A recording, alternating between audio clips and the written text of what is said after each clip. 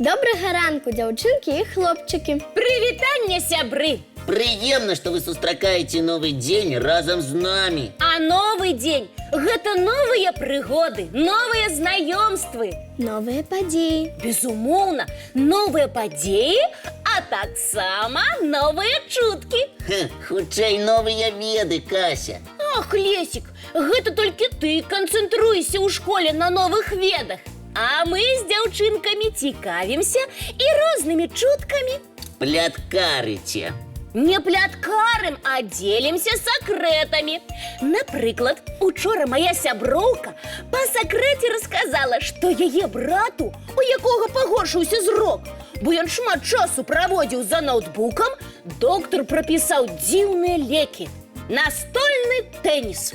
Настольны тэніс дапамагае палепшыць зрок? Так, гэта новы сакрэтны лекавы сродак. Ніякі ён не новы і тым больш не сакрэтны, дзяўчынкі. Настольны тэніс ці пінг-понг, як яго яшчэ называюць, сапраўды умацоўвае вочы. Праўда, Лесік? Не сумнявайся, Дарына. Тлумачэнне тут даволі простае. Вочы уважліва сочаць за шарыкам, які скача туды-сюды. Тым самым трэніруюцца мышцы вачэй. Гэта і ёсць прафілактыка блізарукасці і дальназоркасці. Вось яно што! Я ведала, што час ад часу трэба адводзіць позірк ад кніжкі ці ад камп'ютара і глядзець удалечыню. Каб вочы адпачывалі 15-20 хвілін, пачытала кніжку, зрабі перапынак, зірні ў акно. Ага, а пінг-понг – гэта ж хуткасная трэніроўка. Толькі паспявай страляць вачамі. Перад сабою удалечыню, перад сабою удалечыню. Пасля такой трэніроўкі вочы сапраўды стануць мацнейшымі. І як вынік палепшыцца зрок. Я па сабе адчуваю. Ты ж у акулярах, Лесік. Так, але як пачаў гуляць у настольны тэніс, мой зрок больш не падае. Боч ты! Можа, і акуляры з часам табе не спатрэбяцца. Спадзяюся, Кася. А яшчэ пінг-понг развівае выдатную рэакцыю, сябры. Вось чаму заняткі настольным тэнісам уключаны ў праграму падрыхтоўкі касманаўтаў да палёту. Нават касманаўты ганяюць шарык? Я думала, пінг-понг проста забаўка. Гэта добрая трэніроўка для ўсіх, хто хутка павінен прымаць рашэнні. Я таксама хачу хутка знаходзіць рашэнні, асабліва па матэматыцы. Но для гэтага неабходны іншыя трэніроўкі, матэматычныя. А вось на занятках фізкультуры у розных спартыўных эстафетах табе не будзе роўных, Кася, калі навучышся гуляць у пінг-понг. Чаму бы не, сябры? Добры зрок, хуткая рэакцыя, перамога ў эстафетах, ёсць сэнс навучыцца гуляць. І не толькі гэтыя плюсы. Ведаеце, колькі кіламетраў прабягае спартсмен падчас аднаго матчу па настольным тэнісе? Кіламетраў, Лесік? Прабягае? Да ён толькі скача каля стала, завіхаецца ў круку ад яго. Якія там кіламетры ў настольным тэнісе? А вось якія. Вучоныя падлічылі, што падчас аднаго матчу пінг-понг спартсмен прабягае ад 4 да 7 кіламетраў. Хто б падумаў? Збоку здаецца, што гульцы ў пінг-понг амаль не аддаляюцца ад стала, але пры гэтым намотваюць столькі кіламетраў. Таму той, хто бавіць час за настольным тэнісам, а не за камп'ютарам, знаходзіцца ў выдатнай фізічнай форме.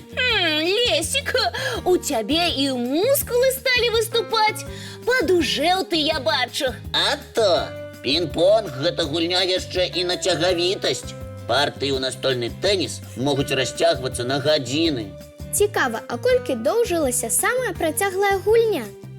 Больш за 100 гадзін, Дарына. 100 гадзін? Так, такія партыі зафіксаваны ў кнізе рэкордаў Гіннеса. Фантастыка! Вось вам і настольны тэніс. Ой, мне ўжо захацелася паспрабаваць свае сілы ў гэтай гульні. Магу паказаць і навучыць пасля школьных заняткаў. Дамовіліся, Лесік. І я з вамі. А зараз прапаную адпачыць і паглядзець мультфільм. Мультфільм, сябры.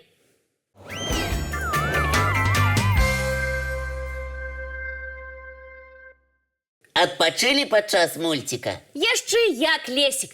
А зараз давайте прыдумаем якую-небудзь гульню. Прапаную віктарину. Я усімі лапами за. Я так само, але на легкую тему, каб я адказаў на ўсе пытанні. Калі так, то сама й придумывай тему.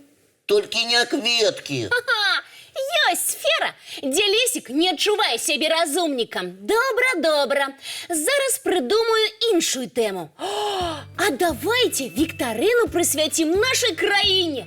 Я пра Беларусь ведаю ўсё і нават больш. Зараз мы гэта і праверым. Дзяўчынкі і хлопчыкі, далучайцеся да нашай віктарыны і праверце свае ўласныя веды пра нашу краіну. Што ж, пачынаем. У мяне ўжо гатова першае пытанне. Увага! У якім горадзе Беларусі выпускаюць самыя вялікія ў свеце аўтамабілі? Пачакайце, гэта ж белазы, велізарныя грузавікі вышынёй са шматпавярховы дом. Так, а ў якім горадзе іх вырабляюць? У горадзе... У горадзе на літуру Ж. Калі не ведаеш, Кася, няхай адкажа Дарына. Я не ведаю, я ўсё ведаю. Жлобін! Няправільна. Дапамагай, Дарына. Жодзіна, Кася, магутныя самазвалы выпускаюць там. Я ведаю, а толькі забылася назву горада. Шкада, Жодзіна знаходзіцца недалёка ад Мінска, кіламетраў у 50. Дарэчы, там ёсць музей завода, у які можна трапіць на экскурсію. Мой сябар там быў з класам і вельмі ўразіўся машынамі-волатамі. Уяўляю, убачыць самыя буйныя ў свеце машыны. Успаміны застануцца на ўсё жыццё. Безумоўна, а зараз маё пытанне. У якім горадзе Беларусі быў пушчаны першы трамвай? У Мінску! У якім жа яшчэ? Не, Кася, ты памылілася. Як? А так, Кася, як можна не ведаць, што першы трамвай на беларускай зямлі з'явіўся ў Віцебску? Правільна, Лесік, малайчына. У Віцебску? У Віцебску! І адбылося гэта напрыканцы 19 стагоддзя, у далёкім 1898 годзе. Нічога сабе! Пачуўшы трамвайны званочак на вуліцы, хлапчукі з усёй аколіцы збягаліся паглядзець на дзіўную конку, якая рухалася па рэках без коней, штохвіліна звінела і выкідвала да гары снапы іскраў. З'яўленне трамвая стала цудам, таму што дагэтуль людзі ездзілі на конях і хадзілі пешшу.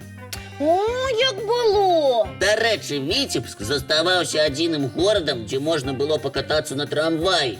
Аж да 1929 года, пакуль не з'явіўся трамвай у Мінску. Віцебск апярэдзіў Мінск. І не толькі Мінск, Кася. Віцебск абзавёўся ўласным трамваем на год раней за Маскву і на 9 гадоў апярэдзіў Пецярбург. Хто б падумаў, Віцебск са сваім трамваем абагнаў нават Маскву і Пецярбург. Слухайце, і адкуль вы ўсё ведаеце? Мы шмат чытаем, а ты толькі выхваляйся, што ўсё ведаеш пра нашу краіну. А насамрэч... Просто я стамілася. Я адпачну і дакажу вам, што таксама нешта ведаю. Што ж, мульціпаўза, сябры.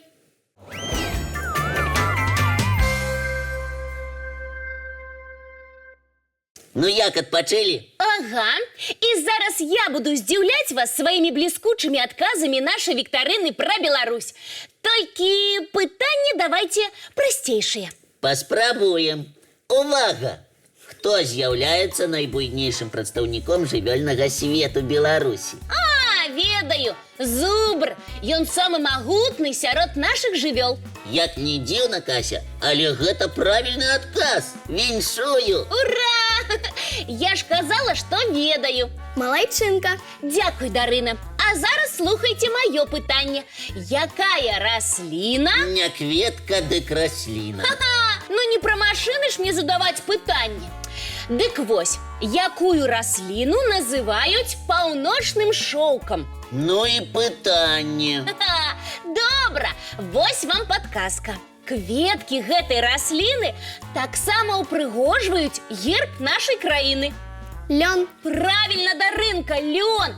Яго яшчэ называюць паўночным шоўкам і золатам Беларусі. Цікавае пытанне, Кася. Сапраўды, не чакаў ад цябе, Кася. О, мне падабаецца здзіўляць. Зараз твая чарга, Дарына. Увага, сябры! Назовіце карысны выкапень, які ўтвараецца на беларускіх балотах і выкарыстоўваецца як паліва. Упс, няма варыянтаў. А я ведаю, гэта торф. Ён утвараецца ў працэсе адмірання балотных раслін ва ўмовах недахопу кіслароду і празмернай вільгаці. Малайчына, Лесік, бліскучы адказ. Дзякуй, Дарына. А я магу дадаць, што ў нашай краіне шмат запасаў торфу. Так, Кася, вы малайцы, шмат чаго ведаеце пра Беларусь. У наступных перадачах мы абавязкова вернемся да гэтай тэмы. А зараз давайце ўсе разам глядзець мультфільм.